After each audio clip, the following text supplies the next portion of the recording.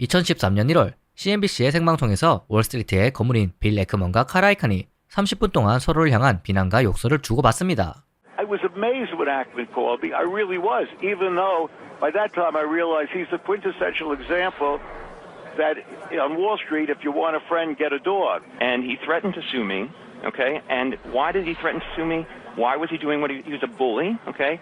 This is not an honest guy, and this is not a guy who keeps his word, and this is a guy who takes advantage of little people. That's what Let's dinner with him, and I got to tell you, I left. I couldn't figure out if he was the most sanctimonious guy I ever met in my life or the most arrogant. And that's Ackman, and that's the way. 두 명의 전설적인 투자자는 도대체 무슨 이유로 서로를 죽이지 못해 안달난 것일까요? 오늘의 수업 내용은 2004년 소송으로부터 시작된 빌 에크먼과 칼 아이칸의 악연과 2012년 에크먼이 허벌라이프를 대규모로 공매도하자 그를 엿먹이기 위한 칼 아이칸의 대량 매수, 그리고 데이비드 아이논, 다니엘 로앱, 조지 소로스의 참전까지 허벌라이프를 둘러싼 별들의 전쟁에 관한 이야기입니다.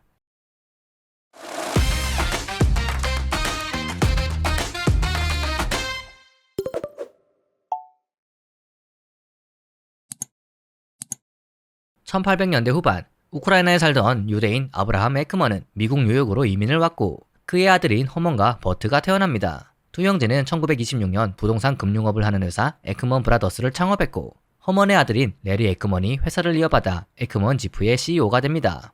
1966년 맨해튼 북쪽에 위치한 대표적인 부촌이자 명문학군인 웨스트체스트에서 레리 에크먼의 아들 빌 에크먼이 태어납니다. 하버드를 졸업한 에크먼은 아버지의 부동산 회사에서 일한 후 하버드 경영대학원으로 돌아옵니다. 그리고 이때부터 주식시장에 눈을 뜨죠. 주식 투자로 큰 돈을 번 에크먼은 초기 투자자 7명으로부터 320만 달러의 자금을 유치하여 데이비드 버코위치라는 동기와 함께 1992년 투자회사 고단 파트너스를 설립합니다. 첫 해에 20% 이상의 수익률을 올린 유망주의 소문은 월가에 빠르게 퍼지면서 엄청난 돈이 몰려들었죠. 하지만 2002년 과거 그들이 투자했던 회사에서 문제가 터집니다. 골프장 운영 및 부동산 플랫폼을 운영하던 고단 골프에 펀드의 약 20%를 투자했으나 골프장 수익성이 기대만큼 나오지 않아 부채가 쌓였고 1100만 달러의 손실을 기록하며 고단 골프의 파산 가능성까지 거론되자 투자자들은 돈을 돌려달라고 요구하기 시작합니다. 회사를 위기에서 구하기 위해 에크먼은 2002년 12월 9일 하나의 보고서를 발표합니다. 엔비아는 AAA 등급을 받을 만한가? 1973년 설립된 채권보증보험사 엔비아는 지방정부나 기업이 발행하는 채권을 보증하고 이 대가로 수수료를 받는 단순한 사업을 합니다. 하지만 1990년대 후반 ABS, CMBS, CDO와 같은 구조화 증권이 본격적으로 성장했고 엔비아는 이러한 상품에도 보증을 제공했죠. 에크먼이 보기에 엔비아는 이러한 증권들의 위험을 전혀 감당할 수 없으며 AAA 등급을 받을 만큼 안전한 회사가 아니라고 판단해 대규모 공매도를 합니다. 하지만 투자자들의 환매 요구가 계속되자 에크먼의 선택은 하나밖에 남지 않았습니다. 고단 파트너스를 정리하는 것. 2003년 1월 10년 동안 연간 20%의 수익률을 기록한 고단 파트너스의 정리 절차가 시작되었고 에크먼은 팔 수 있는 주식들을 최대한 빠르게 매각하고 싶었습니다. 홀우드 리얼티라는 리츠 회사의 지분을 팔기 위해 에크먼은 월스트리트에서 가장 영향력 있는 한 남자에게 전화를 겁니다. 기업 사냥꾼으로 불리던 남자 칼 아이칸. 1936년 뉴욕 브루클린 유대인 가정에서 태어난 칼 셀리안 아이칸. 13살 때부터 사업을 시작할 만큼 돈을 버는데 관심이 많던 아이칸은 고등학생 시절 해변에서 카드 놀이를 하며 수천 달러를 따기도 했죠. 1957년 프리스턴 대학교를 졸업한 그는 어머니의 소원을 따라 마지못해 뉴욕 대학교 의과대학에 입학했지만 2년도 되지 않아 학교를 관둡니다. 군에 입대한 후 1961년 제대한 아이칸은 직장이 필요했고 월스트리트의 증권회사의 브로커로 취업합니다. 하지만 존 케네디 대통령의 임기 중이던 1961년 12월부터 1962년 6월까지 미국 주식시장이 급격히 하락하는 케네디 슬라이드가 터졌고 시장이 폭락하면서 아이칸은 직장뿐만 아니라 모든 재산을 잃습니다. 다시 증권사에 취업해 옵션 시장을 담당하게 된 아이칸은 이곳에서 엄청난 재능을 보였고 자신의 회사를 열고 싶었던 그는 삼촌에게 40만 달러를 빌려 1968년 아이칸 앤 컴퍼니를 설립합니다. 하루 종일 일하는 것도 모자라 사무실에서 잠을 잘 만큼 일벌레였던 그는 주식과 채권 차익거래를 통해 연간 100에서 200만 달러를 법니다. 1973년에서 1974년까지 다우지수가 반토막이 나자 아이칸은 전략을 수정합니다. 시가총액보다 내재 가치가 더 높은 저평가 가치주를 찾기 시작했고 시장이 다시 상승하면서 상당한 수익을 거둡니다. 1980년대 중반 드렉셀과 마이클 밀켄이 정크본드를 통해 무제한에 가까운 돈을 지원해주면서 자금력이 풍부한 이들은 차익 매수를 통해 회사를 인수합니다. 그리고 언론은 무자비한 협상가인 칼 아이칸을 기업 사냥꾼이라 부르기 시작하죠. 1986년 보에스키와 밀켄이 내부자 거래 혐의로 징역을 선고받으며 차익 매수의 인기가 떨어졌지만 칼 아이칸은 속도를 늦추지 않았습니다. 1990년 이후 연간 50%에 가까운 수익률을 기록하며 워런 버핏마저 압도한 그의 헤지펀드에는 돈이 계속해서 몰려들었고 막대한 자본을 바탕으로 모토로라, 야후, 바이오젠 등을 겨냥해 실적 개선, 자사주 매입 및 배당 확대 등을 요구해 주가를 끌어올립니다. 이처럼 월스트리트에서 가장 노련한 투자자로 평가받던 아이칸에게 2003년 빌 에크만으로부터 전화가 오면서 둘 간의 기나긴 악연이 시작됩니다. 빌 에크먼이 호르드 주식을 팔기 위해 칼 아이칸에게 전화를 했을 때 그의 목소리에는 절박함이 묻어 있었고 이를 감지한 아이칸은 신속하게 계약을 체결합니다. 아이칸이 주당 $80에 빌 에크먼의 호르드 지분을 전량 매수. 에크먼이 생각하는 적정 가치에는 한참 모자란 수준이었지만 그에게는 시간이 없었습니다. 하지만 아이칸이 더 높은 가격에 금방 팔아버려 본인이 바보라고 조롱받는 것을 막기 위해 에크먼은 호구보험 조항을 넣습니다. 아이칸이 3년 이내에 주식을 매도 또는 기타 방식으로 양도하는 데 합의하는 경우 10% 수익률을 초과하는 모든 이익을 아이칸과 에크먼이 절반씩 나눈다. 거래 성사 후 아이칸은 곧바로 보도 자료를 내고 주당 $132.50, 총 2억 2,200만 달러의 호르드를 인수하겠다고 제안합니다. 하지만 호르드는 이 제안을 거절하고 2004년 주당 $137에 다른 기업과 합병하기로 합의합니다. 덕분에 아이칸은 $80에 매수한 주식을 $130에 매도하면서 막대한 차익을 챙겼죠. 에크먼은 호구 보험 조항에 따라 본인이 이익의 절반을 받을 자격이 있다고 생각했지만 시간이 지나도 아이칸으로부터의 연락이 없었습니다. 에크먼은 이를 따지려고 아이칸에게 전화를 걸었고 예상치 못한 답을 듣습니다. 나는 합병의 반대표를 던졌으니 매도하거나 양도하는데 합의한 적이 없네. 그러니 이익을 나눠줄 필요도 없네. 화가 난 에크먼은 2004년 아이칸을 상대로 소송을 제기했고 2011년 10월 아이칸이 에크먼에게 원금과 이자를 더한 $900만 지급하라는 명령을 받습니다. 이에 분노한 아이칸은 복수할 날만을 기다리며 칼을 갑니다. 고단 캐피탈이 문을 닫은 후 에크먼은 2004년 $5천만 투자받아 퍼싱 스퀘어 캐피탈을 시작했고 웬디스, 맥도날드, 시어스, 반스 앤 노블스를 상대로 행동주의 투자자를 자처하며 유명 인사가 됩니다. 2002년부터 시작된 엔비아의 공매도 포지션도 서브프라임 버블 붕괴로 회사의 주가가 급락하고 파산 위기가 커지자 $14억 이상의 수익을 기록합니다. 에크먼이 엔비아를 공매도하던 초기부터 이를 취재하던 블룸버그 뉴스의 기자 크리스턴 리처드는 이 내용을 컴피던스 게임이라는 책으로 출간합니다. 그리고 이 기자로 인해 나중에 허벌라이프 전쟁이 시작되죠. 2007년 에크먼은 타겟이 저평가되었다고 판단해 헤지펀드 업계의 친구들로부터 자금을 요청합니다. 서드포인트의 다니엘 로앱, 그린라이트의 데이비드 아이논 등으로부터 $20억 모은 그는 주당 $60 후반의 회사의 지분 9.6%를 매수합니다. 하지만 이 투자는 곧바로 재앙으로 변합니다. 글로벌 금융위기가 터져 주가가 90% 가까이 폭락했고 에크먼은 위인장 대결을 통해 이사회 자리도 노렸지만 실패합니다. 그에게 돈을 빌려준 동료들은 분노했으며 에크먼의 위험 관리에 대한 능력도 의심받았죠. 그가 투자한 서점 체인인 보더스그룹 역시 전자책 혁명 속에서 적자가 커졌고 결국 $2억 손실을 입고 주식을 매도합니다. 백화점 체인인 JC페니의 지분 16.5%를 확보한 에크먼은 경영진 교체 및 새로운 CEO를 선임했지만 2012년 봄 회사의 1분기 매출은 형편없었고 회사의 주가는 반토막이 납니다. 연이은 투자 실패로 압박감을 느끼던 에크먼에게 컴피던스 게임의 저자 크리스턴 리처드로부터 전화가 옵니다. 당시 리처드는 블룸버그를 퇴사해 헤지펀드를 위한 독립 리서치를 수행하는 회사에 합류했고 한 회사를 공매도해야 한다고 강하게 주장합니다. 1956년 미국 LA에서 태어난 마크 휴즈.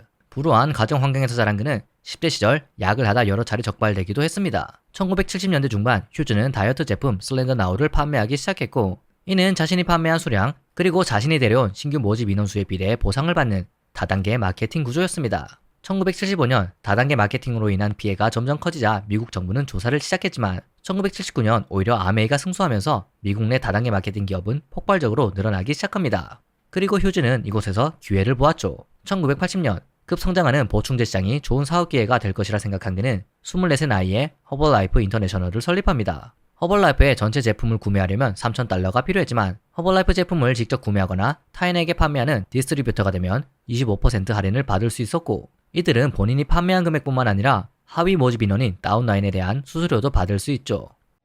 Write this down. You're going to make a minimum of $50,000 this year. That's the least amount of money that you're going to make. The second year, you'll make $125,000, and that's the least amount of money that you're going to make. 허벌라이프는 설립 5년 만에 매출이 $38만4억 2천만 달러로 증가합니다. 1986년 허벌라이프가 나스닥에 상장하면서 휴즈는 엄청난 돈을 벌었고 허벌라이프는 전 세계로 뻗어나갑니다. 2000년 5월 21일 휴즈가 과도한 음주와 항우울제 과다 복용으로 사망하면서 허벌라이프는 매출이 하락할 뿐만 아니라 수수료만을 노린 디스트리뷰터들의 무분별하고 불법적인 마케팅으로 회사 이미지는 끝없이 추락합니다. 2003년 회사는 그들을 구원할 새로운 CEO를 선임합니다. 당시 월트 디즈니 인터내셔널의 사장인 마이클 존슨. 존슨이 CEO를 맡은 지 1년 반 만에 회사는 연매출 14억 달러를 달성했고 뉴욕 증권거래소에 다시 상장하면서 2억 달러를 조달합니다. 이 돈으로 데이비드 베컴과 그의 팀 로스앤젤레스 갤럭시의 유니폼에 회사 로고를 새겼고 리오넬 메시, 크리스티아노 호날두와 홍보 계약을 맺기도 했습니다. 2008년부터 2011년까지 매출이 급성장하자 주식은 870% 가까이 상승했고 CEO인 존슨 역시 스톡옵션을 포함해 8,900만 달러의 보상을 받으며 미국에서 가장 많은 보수를 받는 CEO가 되었죠. 2012년 5월 진행된 회사의 컨퍼런스 콜. 회사가 11분기 연속 최고 실적을 기록하자 CFO는 장밋빛 미래를 늘어놓습니다. 하지만 한 남자의 등장으로 분위기가 완전히 바뀝니다. 다음 질문은 그린라이트 캐피탈의 데이비드 아이논입니다. 1968년 뉴저지의 유대계 집안에서 태어난 데이비드 아이논. 코넬 대학교를 졸업한 그는 투자은행 애널리스트로 커리어를 시작했고 1996년 그린라이트 캐피탈을 설립합니다. 설립 첫 해 3개월 만에 37.1%의 수익률을 기록할 뿐만 아니라 이듬해에는 57.9% 수익률을 기록하며 아이논은 순식간에 헤지펀드 업계의 유망주가 됩니다. 2002년 5월 그는 한 컨퍼런스에서 금융회사인 얼라이드 캐피탈이 미국 중소기업청을 상대로 사기를 저지르고 있다며 공매도를 했다고 밝힙니다. 2007년 6월 SEC는 장기간의 조사 끝에 얼라이드 캐피탈이 증권법을 위반했다는 사실을 밝혀냈고 회사가 파산하면서 아이논은 엄청난 수익을 거둡니다. 또한 2008년 5월 21일 그는 15분짜리 발표를 통해 리만 브라더스의 대차대조표를 조목조목 분해했으며 공매도 포지션을 공개적으로 드러냅니다. 4개월 후 리만이 미국 역사상 최대 규모의 파산 신청을 하며 붕괴하자 아이논은 순식간에 월가의 전설이 됩니다. 2011년 말 크리스턴 리처드는 빌 에크먼뿐만 아니라 아이논에게도 허벌라이프 공매도 보고서를 보냈고 그는 이 투자를 거절합니다. 하지만 수개월간 리처드가 계속 자료를 업데이트하자 아이논은 검토를 시작했고 허벌라이프의 뉴트리션 클럽을 직접 방문합니다. 허벌라이프는 고객에게 직접 물건을 파는 것이 아니라 디스트리뷰터들에게 물건을 팔았고 디스트리뷰터들이 뉴트리션 클럽을 운영하며 다운스트림 혹은 일반 고객들에게 물건을 파는 구조입니다. 본사는 이 뉴트리션 클럽이 프랜차이즈처럼 보이는 걸 방지하기 위해 허벌라이프 제품을 판매한다는 외부 표시 금지, 회사 로고 및 제품명 사용 금지, 가격 표시를 금지합니다. 아이논은 간판도 없는 뉴트리션 클럽을 방문했고 무언가 이상함을 느낍니다. 매장의 주인은 허벌라이프 제품으로만 끼니를 때우고 있었고 제품을 사러 온 사람은 일반 고객이 아니라 다른 디스트리뷰터들 뿐이었죠. 아이논과 리처드가 만나는 모든 이들은 허벌라이프 제품을 팔아 부자가 되겠다는 생각뿐이었지만 현실은 클럽의 월세도 제대로 내지 못한 채 그들은 그저 상위 판매자들의 먹잇감에 불과했습니다. 2012년 참석한 허벌라이프의 연례회의에서 그들은 종교 집회와도 같은 모습을 지켜봅니다. I promise you, if someone that was homeless, that was lost on the inside could do it, every last person breathing with a beating heart that was born from a mother and a father can do the exact same thing. So far in the last 90 days, the company's paid us over $15,000 part-time. And I make right now, I can't believe it myself, over $8,000 a day.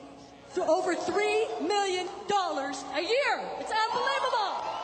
다단계 마케팅의 지속성에 의문을 품은 아이논은 허벌라이프 주식을 공매도하기 시작했고 몇 달 후인 2012년 5월 컨퍼런스 콜에 참석해 질문을 아니 신문을 시작합니다. 디스트리뷰터가 아닌 진짜 고객에게 판매되는 비중은 얼마나 되죠? 아이논의 맹공이 시작되자 허벌라이프 주식은 폭락합니다. 2주 후인 2012년 5월 16일 뉴욕의 한 컨퍼런스에서 아이논이 발표할 예정이었고 사람들은 그가 당연히 허벌라이프에 대한 공격을 할 것이라 예측합니다.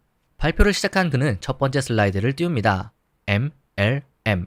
사람들은 당연히 멀티 레벨 마케팅, 즉 다단계 마케팅을 의미하는 거라 생각합니다. 하지만 다음 슬라이드는 전혀 달랐죠. 마틴 마리에타 머티리얼스. 이는 건축자재 회사의 티커, 즉 아이논의 장난이었고 허벌라이프 주가는 안도감에 15%나 급등합니다. 컨퍼런스 홀에 있던 언론도, 청중도, 심지어 빌 에크먼조차도 몰랐던 사실이 있습니다. 발표가 있던 날 아침, 아이논은 허벌라이프 공매도 포지션을 모두 청산했죠. 2011년 여름, 크리스턴 리처드가 에이크먼에게 허벌라이프 공매도 아이디어를 들고 왔을 때 그의 반응은 회의적이었습니다. 허벌라이프는 이미 30년 동안이나 사업을 해왔고 무엇보다 엔비아와의 싸움을 통해 공매도를 하는 것이 지쳤기 때문이죠. 하지만 2012년 1월 5일 벨기에 법원이 허벌라이프를 불법 피라미드 사기로 선언하면서 상황이 바뀝니다. 에크먼은 퍼싱 스퀘어 애널리스트 셰인 디넌에게 뉴트리션 클럽을 직접 방문해보라고 지시했고 아이논이 그랬듯 디넌 역시 뉴트리션 클럽의 유지 가능성은 전혀 없으며 오직 본사와 상위 판매자들만이 부를 독식한다고 결론냅니다. 2004년 이후 허벌라이프 사업 투자자의 약 98%인 1,100만 명이 실패했으며 총 110억 달러를 잃은 것으로 보였죠.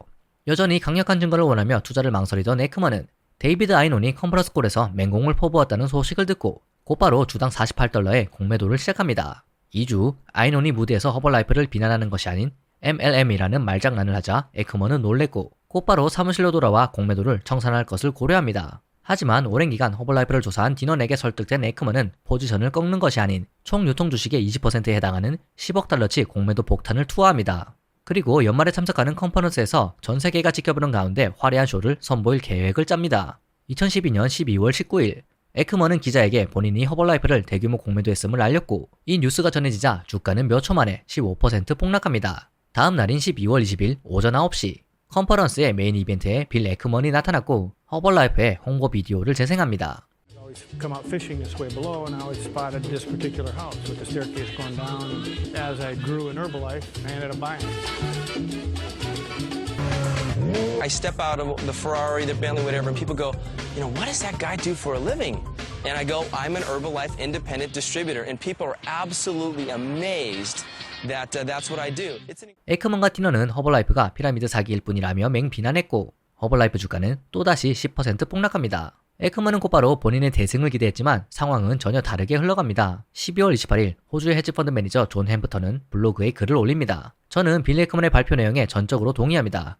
주가가 폭락할 것이라는 결론을 제외하고는 말이죠. 허벌라이프의 문제는 있지만 수익성이 너무나 좋고 정기적으로 자사주를 매입하고 짭짤한 배당금을 지급합니다. 그래서 저는 허벌라이프를 매수하겠습니다. 이 소식이 퍼지자 주가는 7% 급등합니다.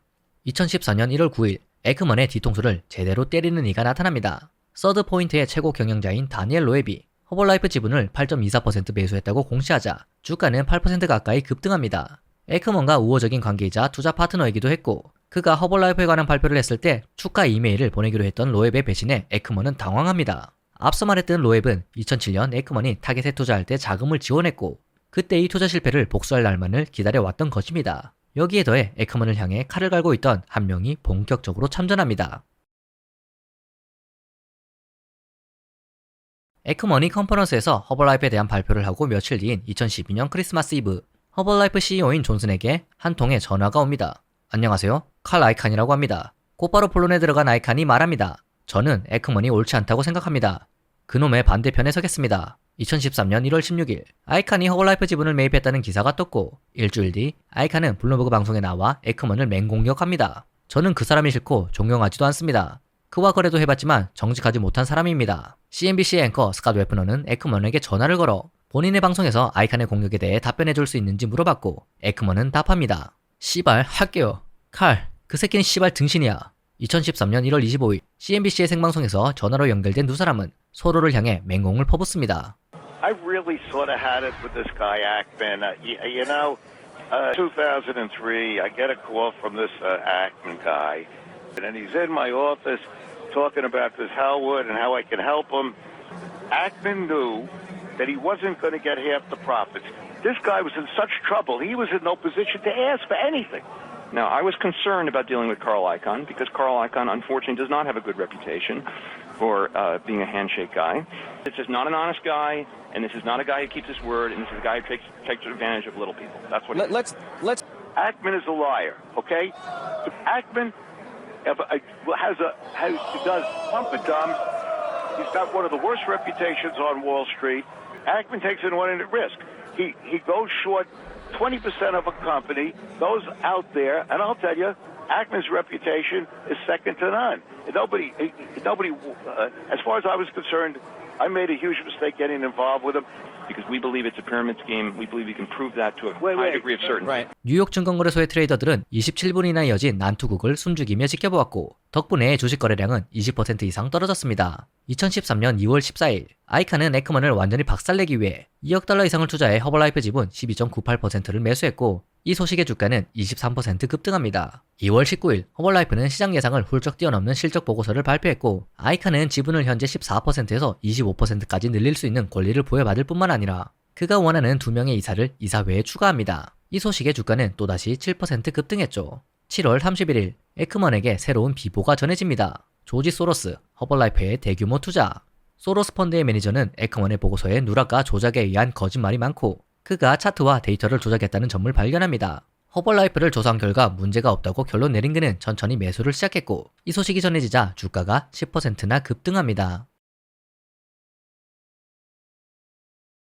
아이칸에 이어 소로스까지 본인의 적으로 나타나며 엄청난 손실을 입은 에이크먼은 정부의 허벌라이프 수사를 위한 대규모 로비를 시작합니다. 연방거래위원회를 방문하여 위원장과 고위 참모들을 만난 그는 왜 허벌라이프를 조사하지 않는지 설득하던 와중 화를 참지 못하고 폭발하며 그들을 나무라기 시작합니다. 에크먼은 허벌라이프가 저소득 히스패닉들을 상대로 사기를 쳤다며 소비자 단체들을 찾아가 허벌라이프 조사를 위한 캠페인을 독려했고 로비스트 12명 이상을 고용해 국회의원들을 상대로 로비도 시작합니다. 아이칸과 허벌라이프도 가만히 당하고만 있지 않았습니다. 아이칸은 지인들을 설득해 허벌라이프 지분을 대량으로 매수하도록 했고 허벌라이프는 화려한 이력을 가진 저명 인사들을 이사회에 임명합니다.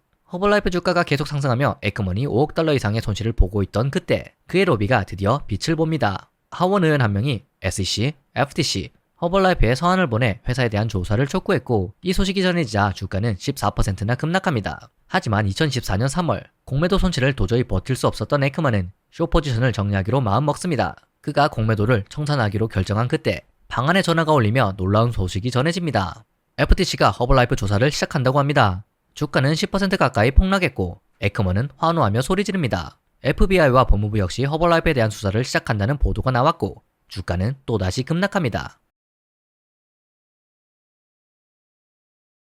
2014년 7월 16일 CNBC가 주최한 행사의 마지막 연사로 칼 아이칸이 등장했고 얼마 후 모두를 놀라게 하는 게스트가 등장합니다. Why don't we ask him? Bill Ackman, ladies and gentlemen. Carl? Hey, buddy. 빌 에크먼이 나타나 아이칸과 포옹을 나누었고 두 사람이 공개적으로 화해를 한 것입니다. 사실 몇 달 전 에크먼이 앙금을 풀기 위해 아이칸에게 먼저 전화를 했고 덕분에 10년 넘게 이어진 둘 간의 증오가 극적으로 풀린 것입니다.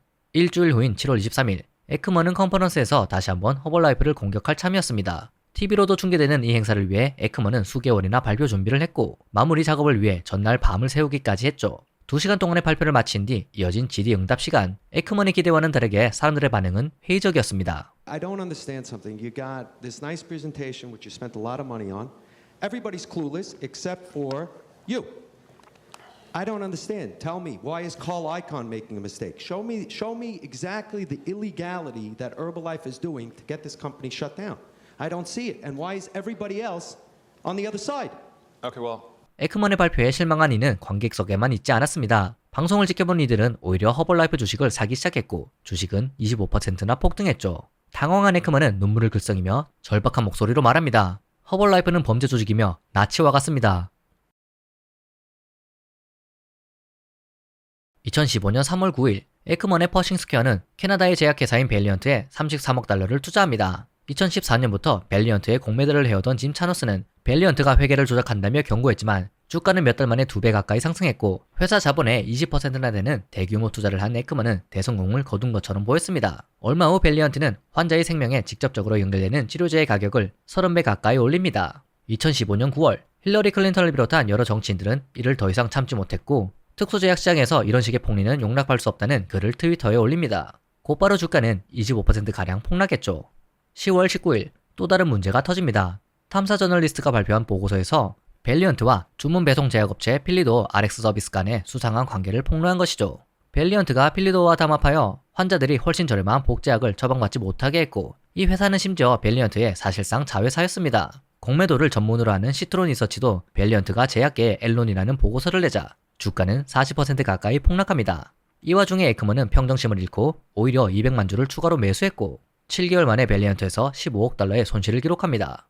투자자들과 직원들이 제발 매도하자고 간청했지만 에크먼은 벨리언트가 여전히 저평가되어 있으며 절대 팔지 않을 것이라 선언합니다. 허벌라이프도 연초 대비 50% 이상 상승하면서 두 종목에서 막대한 손실을 기록한 퍼싱 스퀘어는 2015년 마이너스 20.8%라는 역사상 최악의 실적을 기록합니다.